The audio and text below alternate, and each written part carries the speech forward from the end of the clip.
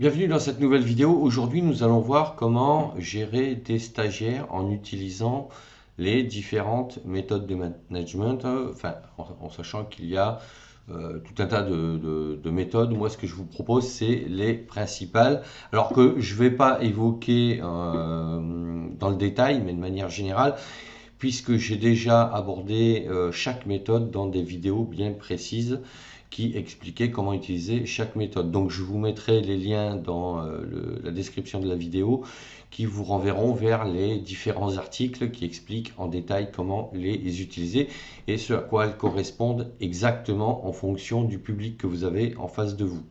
Alors, ce qu'il faut savoir, c'est que de manière générale, ça dépendra également des profils et du public que vous aurez. Donc là aussi, je vous renvoie vers les vidéos que j'ai faites sur les profils d'identité des stagiaires, sur les profils de compréhension et les profils de motivation, puisque ça aura un impact bien évidemment sur le style de management que vous pourrez utiliser en fonction de leur profil.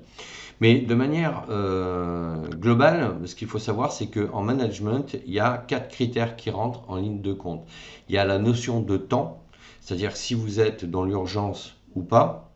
Il y a la notion d'autonomie, c'est-à-dire est-ce que le stagiaire que vous avez en face de vous est autonome ou pas, et le contexte dans lequel vous êtes et la culture. Donc culture, je parle culture, ça peut venir on peut parler de culture de pays, mais surtout de culture d'entreprise, puisqu'en management, c'est de ça que l'on parle en général.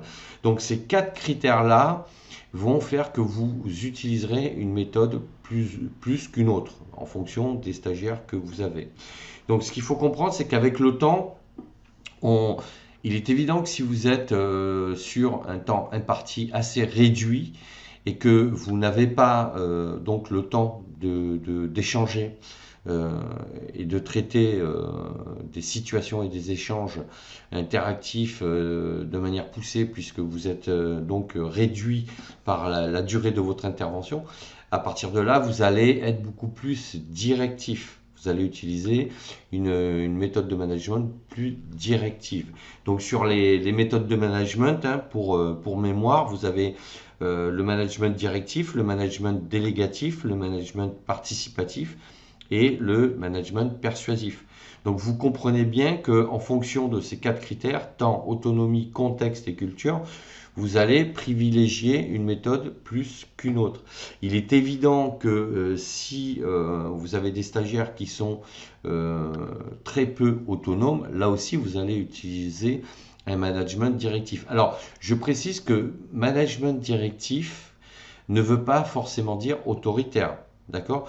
On l'associe souvent au fait d'être autoritaire, alors que pas du tout. Directif, si vous voulez, quand vous faites certains métiers, vous n'avez pas le temps, par exemple, si je prends comme exemple la restauration, quand vous êtes en période de service, où là on court dans tous les sens, on n'a pas trop le temps d'échanger, il est évident qu'un chef de rang, par exemple, qui gère les serveurs, il n'aura pas le temps de discuter de longues minutes avec ses serveurs. Donc il va leur demander d'agir en leur donnant des directives. Donc il va être directif.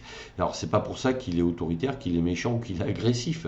Il peut le dire de manière très pédagogique. Mais pendant ce court, ce temps-là, il n'aura pas le temps de développer et d'être forcément... Alors, délégatif, il pourra l'être si, là aussi, effectivement, en face de lui, il a des gens qui sont autonomes. Donc, vous voyez bien que la méthode de management va être en fonction de ces 4 critères-là. Alors, quand je parle de culture, c'est aussi de culture d'entreprise, parce que vous avez des entreprises qui, historiquement, utilisent des méthodes, cette méthode-là, depuis des décennies, voire des années, et voilà, utilisent cette méthode, parce qu'historiquement, elles ont toujours utilisé cette méthode. Ce n'est pas forcément lié à l'activité. Alors, si, effectivement, vous avez des gens qui sont fortement autonomes, vous allez pouvoir utiliser les méthodes délégatives, voire participatives et persuasives, d'accord? Puisque les gens sont autonomes. Donc ça veut dire que si il y a des tâches que vous ne pouvez pas réaliser parce que vous, en tant que formateur, vous n'avez pas le temps. Vous allez leur confier des tâches, notamment à travers des exercices, puisque là on se met bien dans la position d'un formateur en ligne. Alors ça peut être présentiel, mais là c'est formateur en ligne.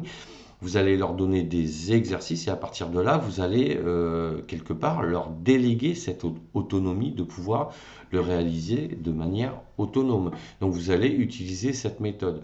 Et si vous utilisez par exemple, je ne sais pas moi, Zoom ensuite pour faire un point avec plusieurs élèves, ben, vous allez être dans la délégation puisque vous savez qu'ils sont autonomes et qu'ils ont pu réaliser les exercices, suivre vos cours et qu'ils ont donc eu ce niveau d'autonomie. Ensuite, ça va être aussi le contexte. Donc le contexte est fortement lié à la notion de temps, c'est-à-dire d'urgence ou pas. Si par exemple vous devez faire une masterclass en ligne pendant 1h30 et que vous ne pouvez pas aller au-delà, vous avez votre programme qui est bien établi, vous avez donc programmé votre intervention et à partir de là, si vous avez prévu un QR, c'est-à-dire question-réponse à la fin de votre intervention, et vous avez déterminé qu'elle durera 20 minutes, un quart d'heure ou 10 minutes, vous ne pourrez pas dépasser ce temps-là. Donc dès que vous allez arriver à ce moment-là, même là, vous allez devoir être un peu directif. Donc voilà pour le contexte, c'est pour vous donner un exemple.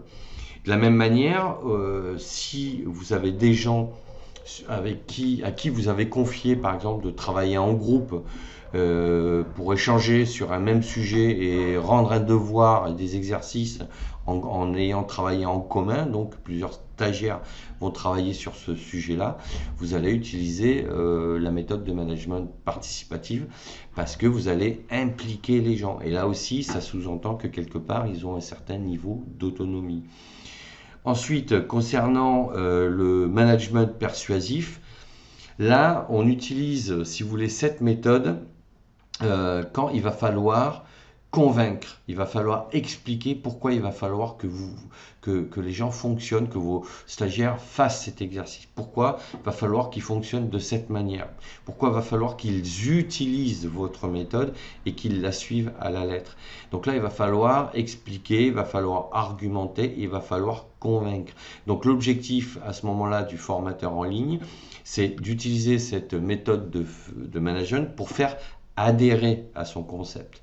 Donc vous voyez bien que chaque méthode a un objectif bien différent qui correspond donc au public, à son niveau d'autonomie, au contexte, donc à l'outil utilisé et au temps qui est imparti pour l'intervention et par rapport à la culture, c'est-à-dire par rapport à la pratique que vous avez dans votre domaine, puisque vous pouvez aussi utiliser des cours qui abordent des sujets qui vont faire appel plus au management directif, puisque si vous faites des cours par exemple sur tout ce qui est réglementaire, donc qui renvoie à des procédures qui sont issues donc de lois, de règles, à ce moment-là, vous aurez peu de marge de manœuvre. Enfin, vos stagiaires auront peu de marge de manœuvre parce que c'est ce qu'il va falloir appliquer. Vous n'aurez pas, vous, en tant que formateur en ligne, à argumenter et à expliquer pourquoi.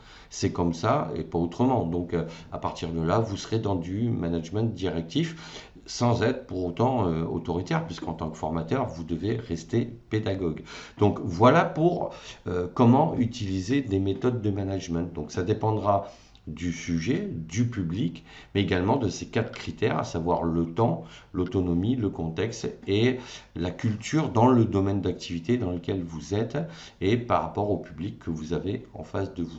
Donc voilà ce que je voulais vous dire sur ce sujet, en sachant, je le répète encore une fois, qu'il n'y a pas de bonne ou mauvaise méthode de management. Il n'y a que des méthodes qui sont adaptées à un contexte, à un public, par rapport à un sujet donné, dans un contexte bien particulier, avec un objectif pédagogique déterminé. D'accord? Donc il n'est pas question de mettre en avant plus une méthode qu'une autre. Il suffit. En fait, les méthodes de management, c'est comme une boîte à outils. Et en fonction de votre besoin, en tant que formateur en ligne, vous allez utiliser un outil plus qu'un autre. Et vous pouvez conjuguer plusieurs méthodes. C'est-à-dire que si vous faites des cours en ligne en direct, par exemple, vous allez pouvoir au départ, pour présenter votre sujet, donc être dans une méthode expositive, vous allez être plutôt dans un management directif. C'est-à-dire que si un stagiaire pose une question, vous n'allez pas lui répondre, vous allez lui dire, vous allez tout simplement lui dire que vous répondrez à toutes les questions à la fin de votre intervention. Et à partir de là, vous allez rester, vous, centré sur votre présentation. Et une fois que vous aurez terminé cette présentation et que vous avez besoin de faire participer donc vos participants, tout simplement, à ce moment-là, vous allez basculer sur une méthode de management participatif.